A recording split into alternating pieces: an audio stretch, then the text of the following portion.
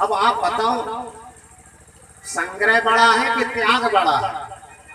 जो त्यागते थे, जो त्यागी थे, उन्होंने कहा त्याग ही बड़ा है। क्यों? 50 रुपए आपने त्यागे तभी तो, यदि इनको रोक कर रख लेते तो क्या घुमा देता वो? त्यागना तो पड़ा, इसलिए त्याग बढ़ा, संग्रह बड़ा नहीं है। काम तपस्या से चलता है, तपस्या के बल से सब कुछ हो जाता है। वह हो जाता है जो कभी ना हुआ हो, वो तपस्या से हो जाता है। अच्छे अच्छे सुख जो चाहिए वो मिल जाते हैं। आपने भागवत कथा सुनी है? करदम ऋषि जी का विवाह देवहूति जी के साथ में हुआ।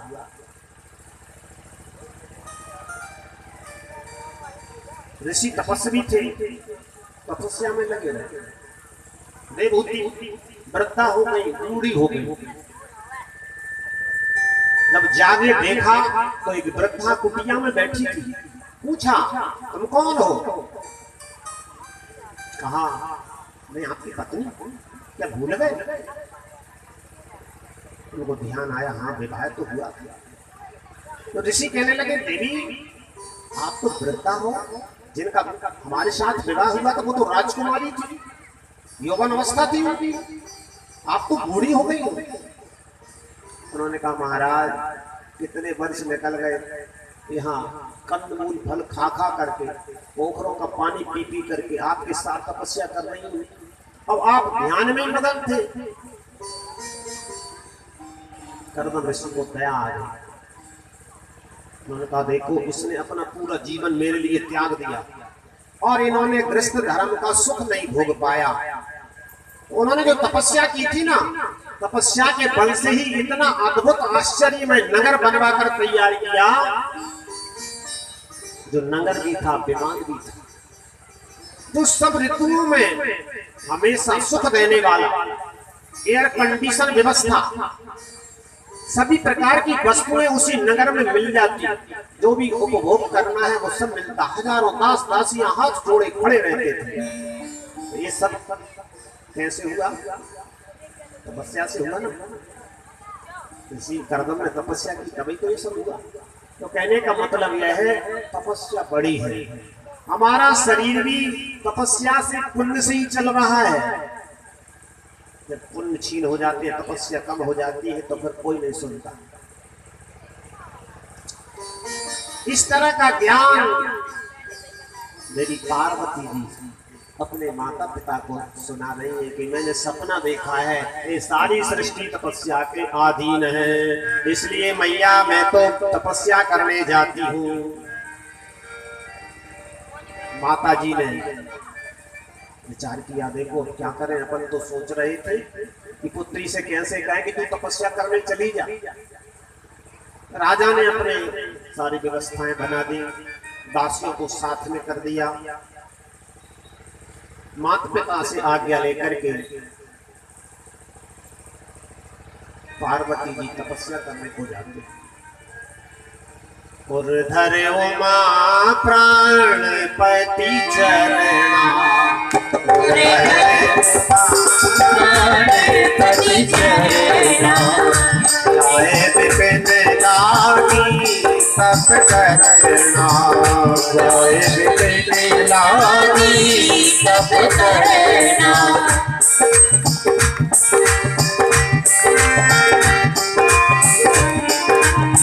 जाए विपिन लागी तप करना, जाए विपिन लागी तप करना। नित नाम चरण को पज अनुरागा, नित नाम चरण को पज अनुरागा। बिसरी दे कपल मन तारा, बिसरी दे कपल मन तारा। इस तरह का तप चल रहा है। 1000 वर्ष तक उन्होंने कंदमूल फल खा करके समय बिताया। नमः शिवाय, ओम नमः शिवाय।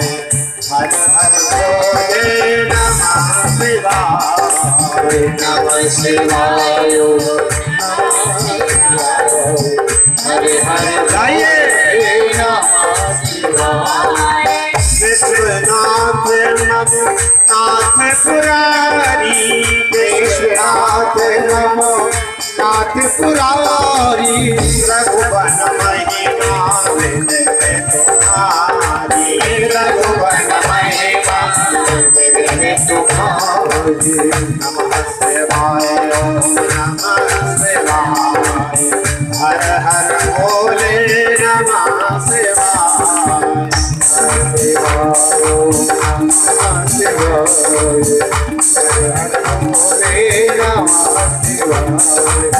अछुदन भोजन बारी बताता भोजन बारी बताता ये कठिन अछुदन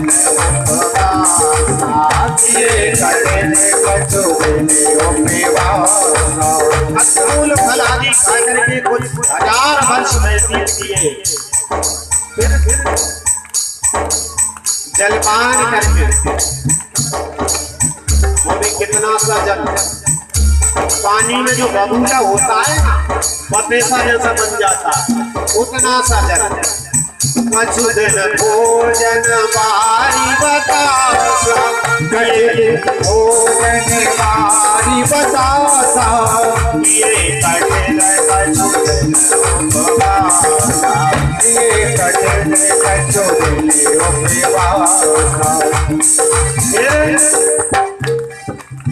बिल्व वृक्ष के जो पत्ते हैं जो अपने आप गिर जाते हैं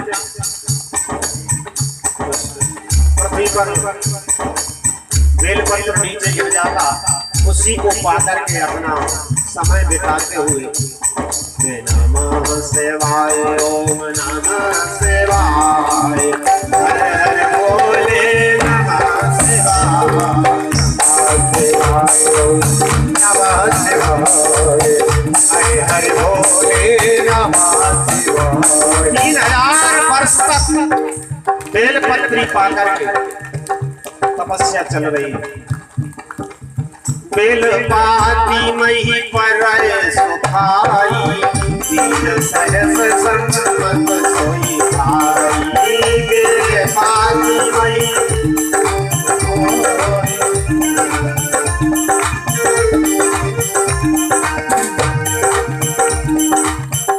इतना जब तप हो गया तो कोई आया नहीं क्या? आकाशवाणी हुई भयउ मनोरथ सुफल तव सुन गिरिराज कुमार परिहर दुसय कलेश सब अब मिले नहीं पुरार परिहरि दुसय कलेश सब अब मिले नहीं पुरार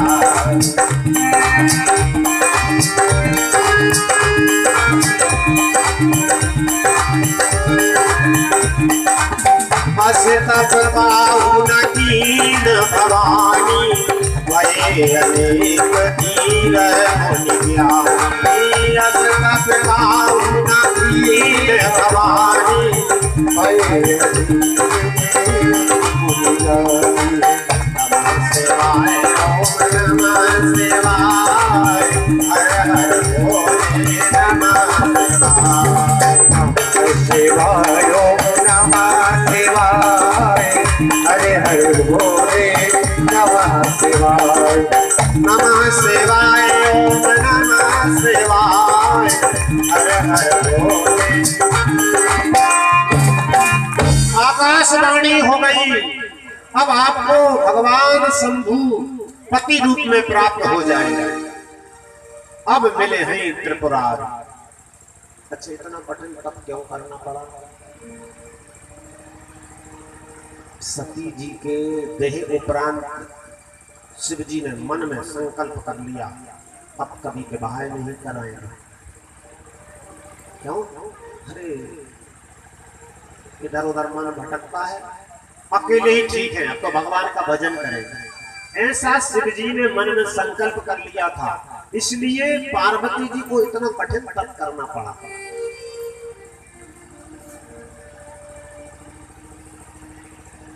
गोस्वामी जी कहते हैं, मैंने आपको सती जी का चरित्र और पार्वती जी की कथा तो सुना दी, अब शिव जी अकेले बैठे बैठे क्या कर रहे हैं, उनका भी तो सुनो।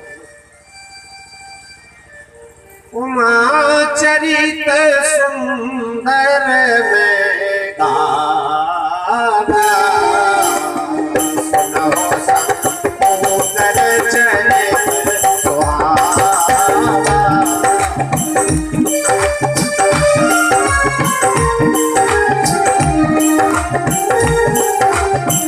सुनो संपूर्ण चरित सुहावा।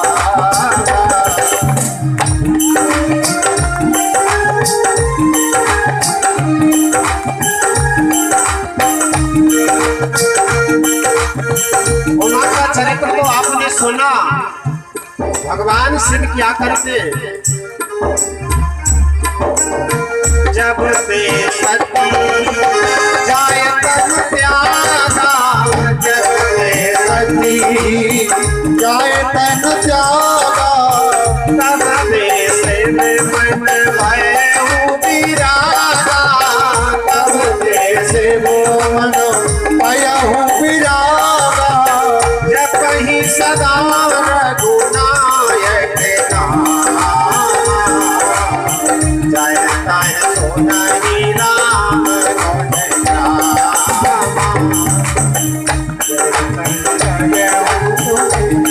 गुण गावा, जय ताय सोनाई राम गुण गावा। सती जी के देह उपरांत, जब सती जी ने देह त्याग दिया, इसके उपरांत भगवान शिव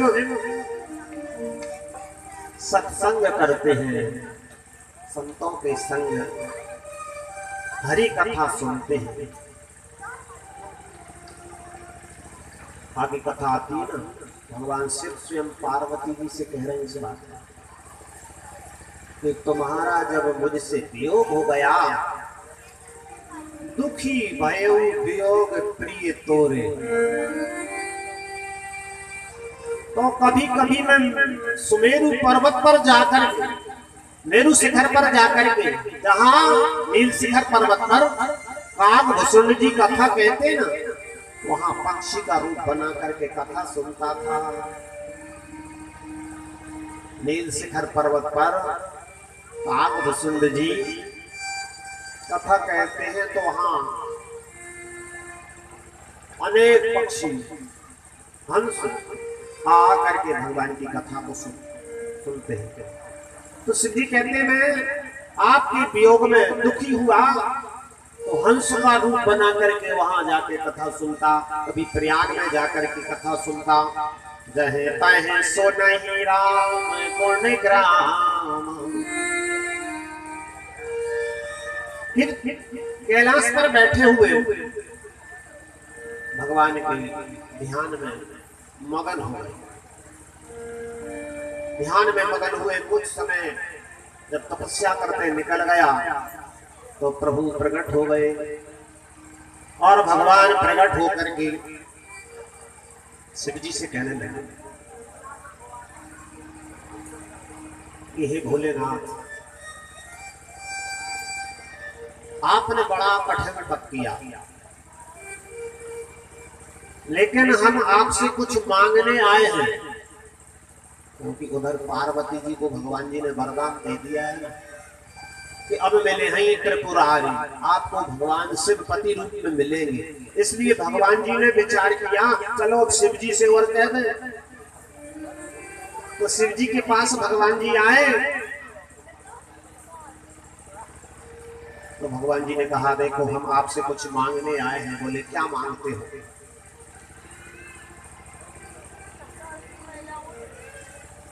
अब बिनती मम सुनहो शिव,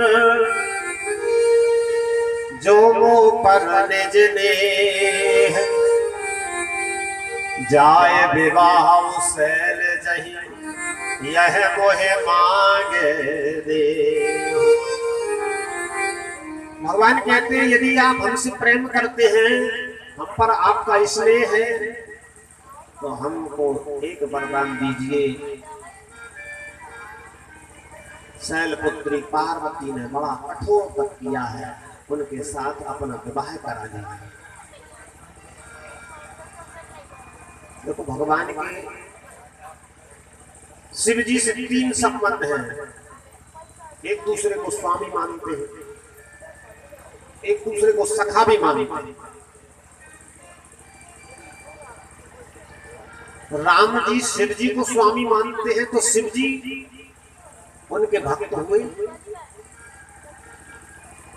राम जी शिव जी को स्वामी मानते हैं तो राम जी उनके भक्त हुए, और शिव जी राम जी को स्वामी मानते हैं तो शिव जी उनके भक्त हुए। दूसरे एक दूसरे को बराबर का भी संबंध मानते हैं तो मित्र हुए। तो तीनों बातें एक ही दुआ में आती है कि राम जी आज शिव जी से कहते हैं कि तुम मेरे स्वामी हो, तो मेरी विनती सुनो।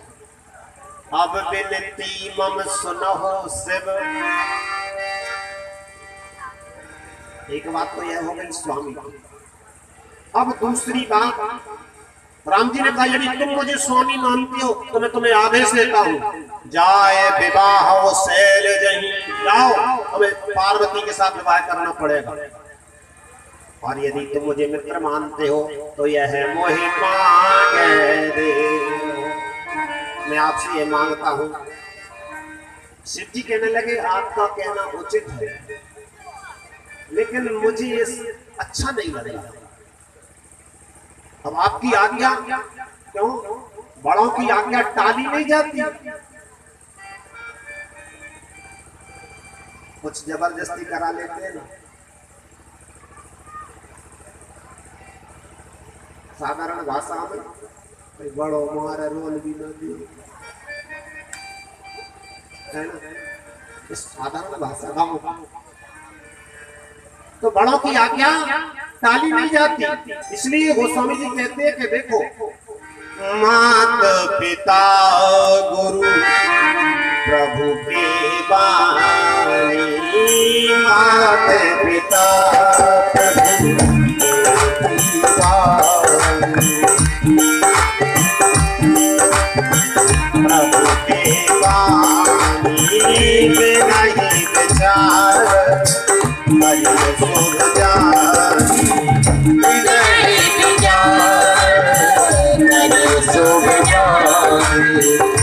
मात पिता गुरु प्रभु के बानी, मात पिता प्रभु की बानी बिना ही विचार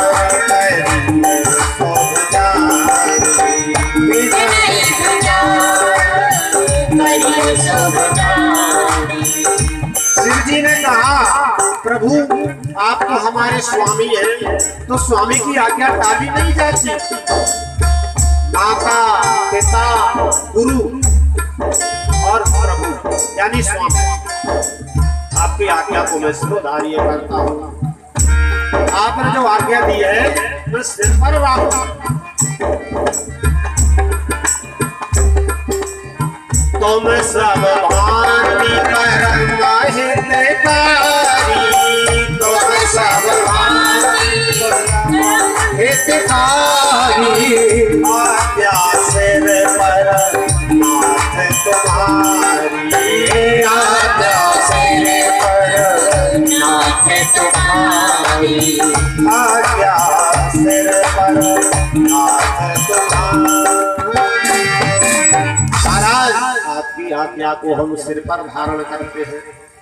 भगवान जी कहने लगे देखो हमारी आज्ञा सिर पे मत रखना, हमें पता है तो आपके सिर पे जटाओं में गंगा बहती और हमारी आज्ञा को आपने सिर पर रख लिया और गंगा की लहर आई तो फिर आज्ञा बह जाएगी। तो कुछ दिनों के उपरांत हम पूछेंगे कि हमने आपको आज्ञा दी थी, आपने विवाह करा, तो आप कहोगे भूल गया मैं, तो क्यों, तो सिर पर गंगा बहा लेंगे।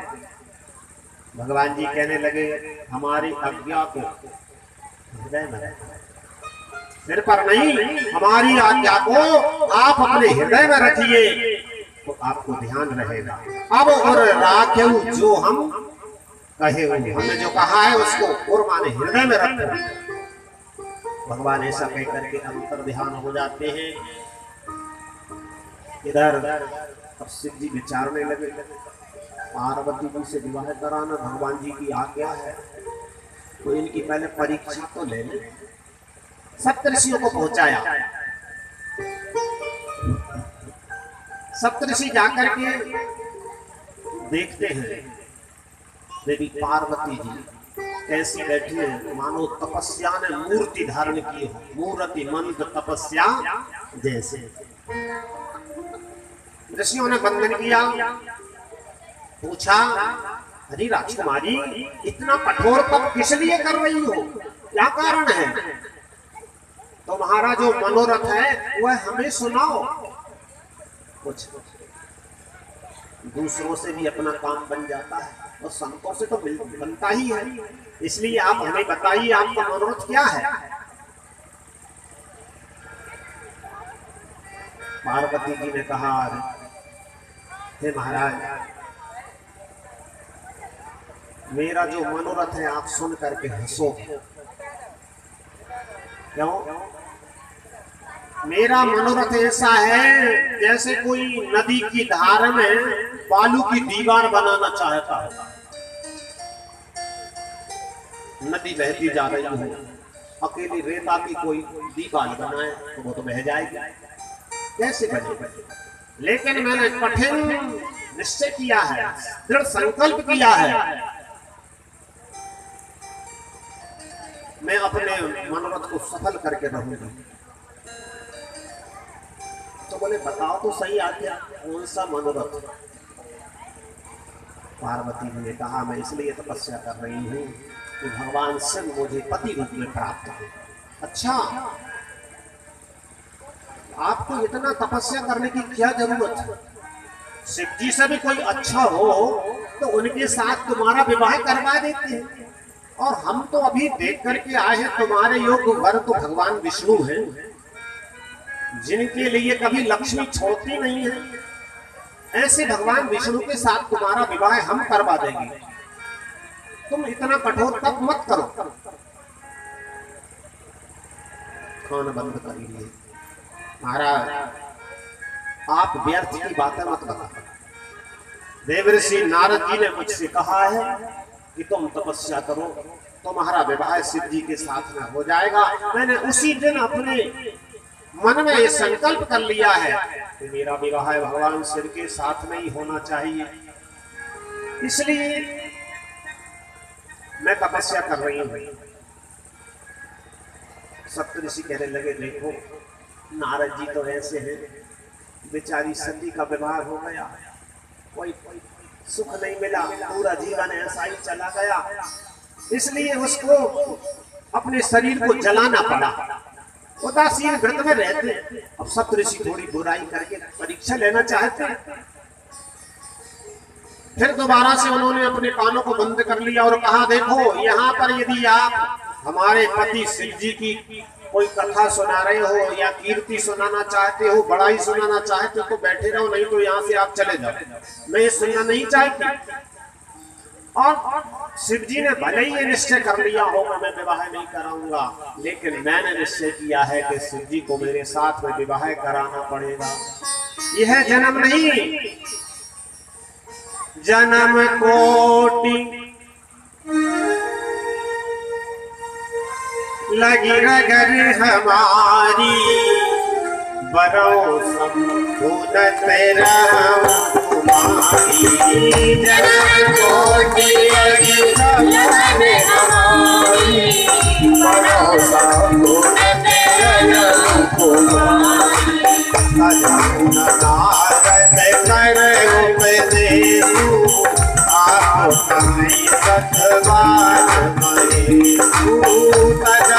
नारद कर उपदेशु आप कहीं सतवार महेशु।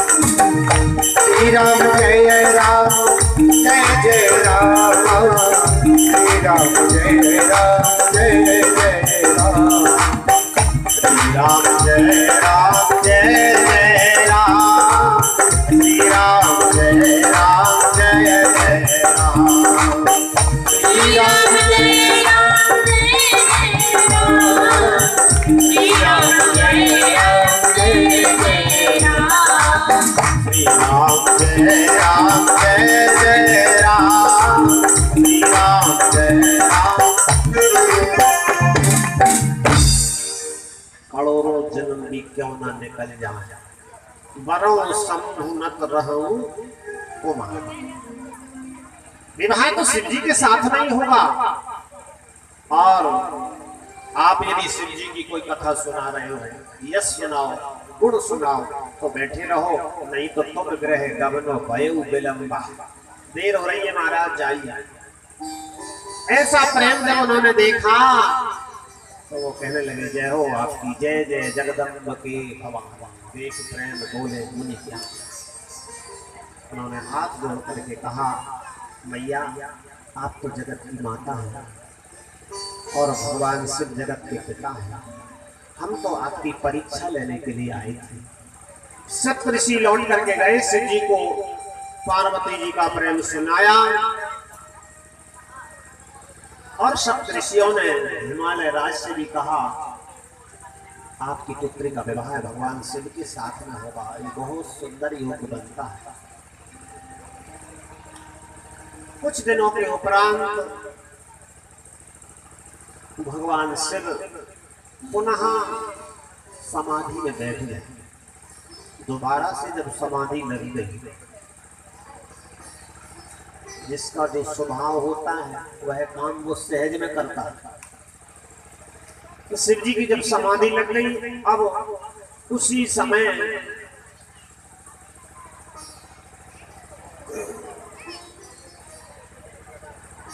एक ऐसा राक्षस हो गया, इसके कारण देवता परेशान हो गए। अब सब देवता परेशान है, ही सब लोक लोकपति जीते, भय देव सुख संपत्ति रीते। सभी देवताओं की उसने लोगों को खाली करा दिया। अब देवता सुमेरु पर्वत की कंदराओं में छिपे हैं। देवताओं ने विचार किया क्या करें, ब्रह्मा जी के पास गए। ब्रह्मा जी से कहा, हे ब्रह्मदेव हमारे संकट का निवारण कीजिए। ब्रह्मा जी कहने लगे, देखो उस तारकासुर को मैंने वरदान दिया। ऐसा वरदान भगवान शिव जी के, जब शिव जी का जब पुत्र होगा वह है तारकासुर को मारेगा। क्यों? बोले उसने बड़ा कठोर तप किया, अमरता का वरदान मांगने लगा। मैंने कहा अमर तो नहीं कर सकता, और कुछ मांग लो। उसने विचार किया कि शिव जी का विवाह नहीं हुआ तो उनके पुत्र कैसे होगा। सती जी जो थी उन्होंने देह त्याग दिया, और शिव जी ने दृढ़ निश्चय कर लिया कि अब विवाह कराऊंगा नहीं। तो तारकासुर ने अपनी बुद्धि लगाई और उसने कहा, महाराज भगवान शिव का पुत्र तो मुझे मार दे और कोई ना मार पाए। तो ब्रह्मा जी आज सब देवताओं से कहते हैं कि देखो भाई, तुम्हारा संकट तब दूर होगा जब शिव जी का विवाह हो जाए और उनके यहाँ पुत्र का जन्म हो जाए, और वह पुत्र तारकासुर को मारेगा। सब देवता कहने लगे कि शिव समाधि बैठे सब त्यागी। शिव जी तो सब कुछ त्याग कर समाधि में बैठे, विवाह कैसे? अब उनकी समाधि कैसे टूटे, उनको कौन जगाएगा? देवताओं ने उसी समय कामदेव को बुलाया। कामदेव आकर के प्रार्थना करने लगा, सुनाओ क्या बात है। इंद्रदेव कहने लगे, देखो हम सबके ऊपर बड़ा संकट है और उस संकट को तुम टाल सकते हो। ऐसे शिव जी के पास जाओ और उनकी समाधि को भंग करो। कामदेव ने कहा, और किसी के पास पहुंचा देते तो चल जाता, और किसी की समाधि तो तोड़ देता, लेकिन शिव जी के पास पहुंचा रहे हो, अब लौट के तो आना नहीं है। जो कुछ भी कहना है सो कह लो, मिल लो प्रेम से। लेकिन मैंने एक बात सुनी है, जो दूसरों के लिए अपना सब कुछ त्याग देता है, दूसरों के सुख के लिए अपना तन त्याग देता है, संसार में उसकी कीर्ति अमर रहती है। पर हित लाग तजई जो देही, पर हित लाग तजई जो देही, पर हित लाग तजई जो देही। सतत संग प्रशंसहि तेहि, सतत संग प्रशंसहि तेहि। असी कह चले सबहि सिर नाई, अस कह चले सबहि सिर नाई। सोमन धनो से कर साहेब सहाई, सोमन धनो से कर साहेब सहाई, सोमन धनो से कर साहेब सहाई। अपने पुष्प के धनुष को लेकर के, फूलों के धनुष बाण लेकर के कामदेव सबको प्रणाम करके चल देता है। कैलाश पर्वत पर जहाँ भगवान शिव समाधि में बैठे हुए हैं, वहां जाकर कामदेव ने अपनी सभी कलाओं को चलाया, और इतनी कलाएं चलाई, गोस्वामी जी कहते हैं सारा संसार ही काम के वशीभूत हो गया। जो ऋषि मुनि हमेशा ही ब्रह्म का दर्शन करते थे, उनको संसार नारी में दिखाई देने लगा। स्त्रियां सबको पुरुष में देखती है, पुरुष सबको स्त्रियों में देखते हैं। सारा संसार ही काम में वशीभूत कर दिया। धरी न काहू धीर सबके मन मन सज हरे, कामदेव ने सबको अपने वश में कर लिया। लेकिन जे राखे रघुवीर ते उबरे तेहि काल महु। गोस्वामी जी ने लिख दिया पहले क्या, धरी न काहू धीर सबके मन मन से हरे। बोले सबके ही हर लिए तो फिर शिव जी कैसे रह गए? अब क्या करें? हम लेखनी को रख के विचार करते हैं। तो कथा तो गोस्वामी जी ने लिखी ही है, लेकिन मार्गदर्शन करने के लिए शिव जी भी खड़े हैं, मार्गदर्शन करने के लिए पवन पुत्र हनुमान जी भी आते हैं। तो हनुमान जी ने कहा कोई बात नहीं है, आपने ये लिख दिया ना कि धरी न काहू धीर सबके मन मन से हरे, अब आगे लिख दो ना कि जिनको भगवान ने बचा लिया वो बचे रहे। जे राखे रघुवीर ते उबरे तेहि काल महु।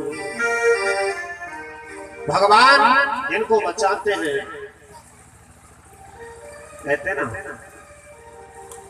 जिसके रक्षक हैं भगवान, उसे कोई मार नहीं सकता। प्रभु जगन्नाथ का भक्त जगत से हार नहीं सकता।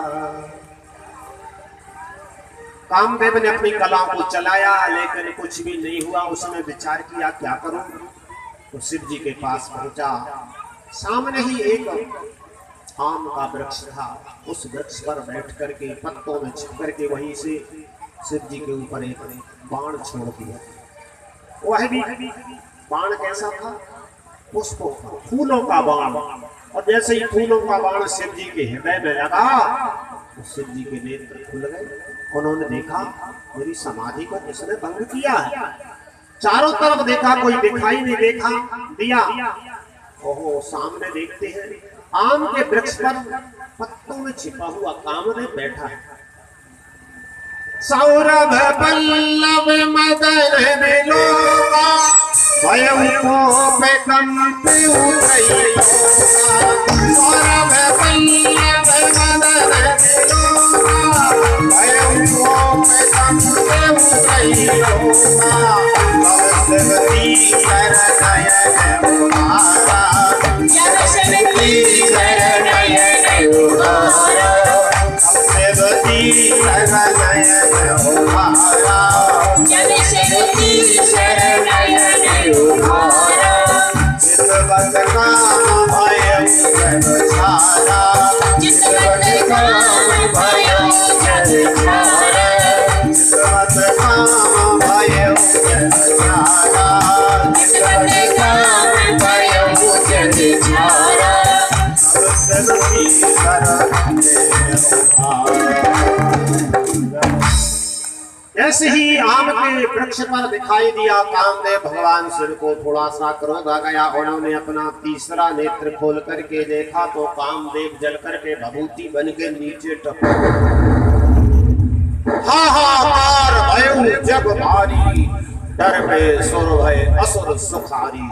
देवता भयभीत हो गए, भाई ऐसा ना हो पता न चल जाए कि कामदेव को किसने पहुंचाया था, नंबर हमारे ऊपर भी आ जाए। राक्षसों को सूचना मिली, तारकासुर आदि बड़े हर्षित हुए। कामदेव ही जल गया तो अब भगवान शिव को विवाह कराएंगे नहीं, हम तो अमर हो गए हैं। डर पे सुर है असुर सुर। उनकी पत्नी जो रति है उनको यह विदित हुआ, आकर के भगवान शिव से प्रार्थना करती है।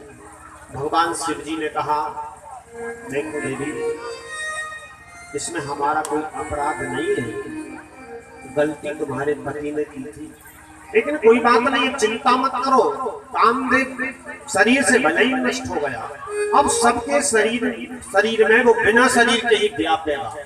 अब तेरा तब नाथ कर हुई यही नाम आनंद, बिन बपु व्यापय सबहि पुनि सुन निज मिलन प्रसंग। द्वापर युग में जब भगवान यदुवंश में कृष्ण अवतार लेकर के आएंगे तो उनके पति, उनके पुत्र जो है तुम्हारे पति बनेंगे। जब यदुवंश कृष्ण अवतारा हुई है हर कृष्ण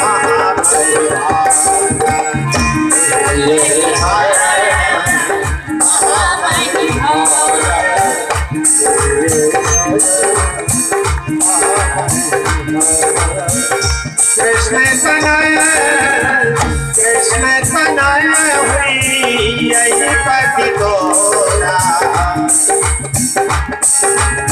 वचन अन्यथा होए न मोरा, वचन अन्यथा होए न मोरा, वचन अन्यथा होए न मोरा। भगवान शिव रति को वरदान देते हैं, मैं चरण बंदन करके प्रणाम करके वहां से चली जाती है। अब सब देवताओं ने विचार किया क्या करें। ब्रह्मादिक देवता सभी जाकर लाइन लगा करके भगवान शिव के दरवाजे में खड़े हो गए। जैसे बाल गोपाल जब विद्यार्थी गण प्रार्थना के लिए खड़े होते हैं ना, ऐसे लाइन लगा करके पंक्तिबद्ध सभी देवता खड़े हैं। अलग अलग मंत्रों से